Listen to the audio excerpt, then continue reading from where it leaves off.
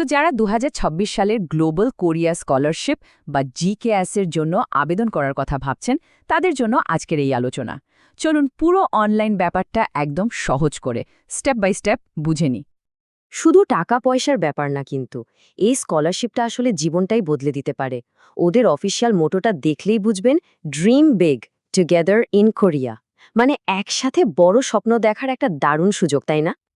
তো পুরো ব্যাপারটা ঠিকঠাকভাবে শেষ করতে হলে আমাদের একটা পরিষ্কার রোডম্যাপ ধরে এগোতে হবে। প্রথমে আমরা জিকেএস সুযোগটা নিয়ে কথা বলবো, তারপর দেখব কিভাবে পোর্টালে অ্যাকাউন্ট খুলতে হয়, অনলাইন ফর্মটা কিভাবে ফিল আপ করতে হবে, কি ডকুমেন্টস আর এসে লাগবে, সাধারণ ভুলগুলো কি হতে পারে, আর সবশেষে ফাইনাল রিভিউ করে কিভাবে জমা দেবেন। আচ্ছা, তাহলে শুরু করা যাক। প্রথম সেকশনে আমরা দেখব জিকেএস স্কলারশিপের সুযোগগুলো কি, বিশেষ করে এর গুরুত্বপূর্ণ তারিখ আর ট্র্যাকগুলো সম্পর্কে। দেখুন, পুরো প্রসেসটা কিন্তু বেশ কয়েক মাস ধরে চলে, তাই এই তারিখগুলো মাথায় রাখা খুবই জরুরি। সাধারণত সেপ্টেম্বরের মাঝামাঝি আবেদন শুরু হয়, আর সব ঠিক থাকলে জানুয়ারির শুরুতেই ফাইনাল রেজাল্ট চলে আসে। মাঝখানের এই সময়টাতেই কিন্তু আসল কাজ। এখানে একটা বেশ মজার ব্যাপার আছে, একটা স্ট্র্যাটেজিক চয়েস। দেখুন, দুটো রাস্তা আছে, এমবাসি ট্র্যাক আর ইউনিভার্সিটি ট্র্যাক। এমবাসি ট্র্যাকের মাধ্যমে 3টি পর্যন্ত ইউনিভার্সিটি পছন্দ করা যায়, আর এখানে সিটও একটু বেশি, প্রায় 150টার মতো। অন্যদিকে ইউনিভার্সিটি ট্র্যাকে সরাসরি আবেদন করতে হয়, কিন্তু চয়েস মাত্র একটাই, আর সিট প্রায় 130টা। তো কোনটা বাছবেন সেটা একটা বড় সিদ্ধান্ত। চলুন এবার পরের ধাপে যাই। এখন আমরা দেখব একদম প্রথম কাজটা, মানে স্টাডি ইন কোরিয়া ওয়েবসাইটে কিভাবে একটা অ্যাকাউন্ট তৈরি করতে হয়। এটাই কিন্তু আবেদনের প্রথম দরজা। এখানে মোট 6টা সহজ স্টেপ আছে। প্রথমে ওয়েবসাইটে গিয়ে সাইন আপ করতে হবে, তারপর ওদের টার্মস অ্যান্ড কন্ডিশনস মেনে নিয়ে বয়স যে 14-র বেশি তা কনফার্ম করতে হবে। এরপর নিজের ব্যক্তিগত তথ্য ঠিক ফরম্যাটে দিতে হবে। একটা ইউনিক আইডি আর পাসওয়ার্ড বানাতে হবে, ইমেল ভেরিফাই করে ক্যাপচা পূরণ করতে হবে। সব শেষে কমপ্লিট রেজিস্ট্রেশনে ক্লিক করে একবার লগইন করে দেখে নিতে হবে সব ঠিক আছে কিনা।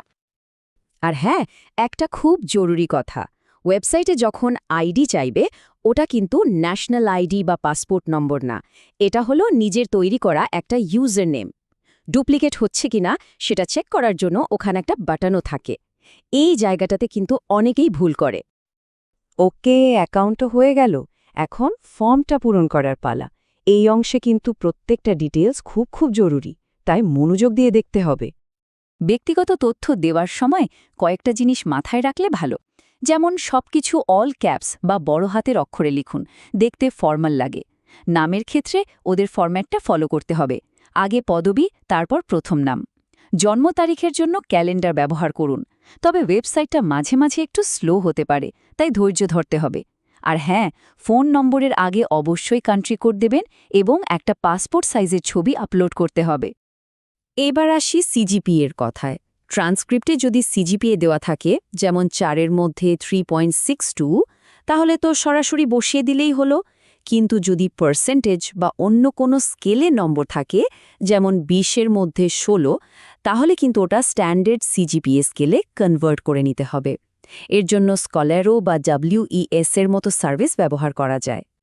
একটা ছোট কিন্তু ভীষণ দরকারি টিপস দিই, প্রত্যেকটা পেজে কাজ শেষ করে পরের পেজে যাওয়ার আগে অবশ্যই সেভ ড্রাফট বাটনে ক্লিক করবেন। ওয়েবসাইটটা মাঝে মাঝে ব্যস্ত থাকে, টাইম আউট হয়ে গেলে কিন্তু সব ডেটা মুছে যেতে পারে, তখন আবার প্রথম থেকে শুরু করতে হবে। ফর্ম পূরণের পর এবার আসছি আবেদনের একেবারে মূলে, মানে ডকুমেন্টস আর এসে আপলোড করার অংশে। আচ্ছা, অফিশিয়াল ডকুমেন্টসের ক্ষেত্রে সবচেয়ে গুরুত্বপূর্ণ নিয়মটা কি বলতে পারেন? আপলোড করার আগে নিজেকে এই প্রশ্নটা অবশ্যই করতে হবে। উত্তরটা হলো অ্যাপস্টিল বা কনস্যুলার কনফার্মেশন। এটা আসলে একটা অফিশিয়াল ভেরিফিকেশন যা প্রমাণ করে যে ডকুমেন্টসগুলো আসল এবং আন্তর্জাতিকভাবে স্বীকৃত। Birth certificate, transcript, graduation certificate, এই সব কিছুর জন্য এটা লাগবে। এটা ছাড়া আবেদন হবে না। তবে একটা জিনিস খেয়াল রাখবেন, সব ডকুমেন্টের কিন্তু অ্যাপস্টিল লাগে না। যেমন গ্র্যাজুয়েশন সার্টিফিকেট বা একাডেমিক ট্রান্সক্রিপ্টের জন্য এটা মাস্ট, কিন্তু ধরুন বাবা মায়ের আইডি বা রেকমেন্ডেশন লেটারের জন্য শুধু স্ক্যান করা কপি হলেই চলবে। এই লিস্টটা দেখলে ব্যাপারটা আরও পরিষ্কার হয়ে যাবে। এবার আসি পার্সোনাল স্টেটমেন্ট আর স্টাডি প্ল্যানের কথায়। অনলাইন পোর্টালে এই দুটো লেখার জন্য একটা লিমিট দেওয়া হয়েছে, প্রত্যেকটার জন্য ৫,০০০ শব্দ।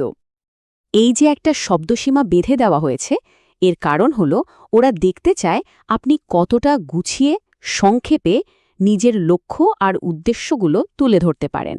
তাই এখানে প্রত্যেকটা শব্দই কিন্তু মূল্যবান। আবেদনের প্রায় শেষ পর্যায়ে এখন আমরা এমন কিছু সাধারণ ভুল নিয়ে কথা বলবো যেগুলো এড়িয়ে চলতে পারলে আবেদন বাতিল হওয়ার ঝুঁকি অনেক কমে যাবে। সবচেয়ে বেশি যে ভুলগুলো হয় তার মধ্যে একটা হলো ডকুমেন্টে অ্যাপোস্টিল না করানো। অনেকে আবার বাবা মায়ের আইডি আর বার্থ সার্টিফিকেট একসাথে একটি পিডিএফে দিতে ভুলে যান। এমবেসি আর ইউনিভার্সিটি ট্র্যাকের আলাদা ডেডলাইন গুলিয়ে ফেলাটাও একটা বড় সমস্যা। আর হ্যাঁ, অবশ্যই নিজের কাজের অগ্রগতি বারে বারে সেভ করতে ভুলবেন না। অবশেষে আমরা একেবারে শেষ ধাপে চলে এসেছি, সাবমিট করার আগে ফাইনাল রিভিউ। দেখুন, যখন সবকিছু পূরণ করে ফেলবেন, সিস্টেম একটা ফাইনাল কনফার্মেশন পেজ দেখাবে। এখানে দেয়া সমস্ত তথ্য একবারে দেখা যাবে। সাবমিট বাটনে ক্লিক করার আগে প্রত্যেকটা জিনিস, প্রত্যেকটা অক্ষর খুব ভালোভাবে মিলিয়ে নিন, কারণ একবার সাবমিট করে দিলে কিন্তু আর বদলানোর সুযোগ নেই। আবেদন তো জমা দেওয়া হয়ে গেল, এই ডিজিটাল জার্নি শেষ। এবার আসল জার্নির প্রস্তুতির পালা।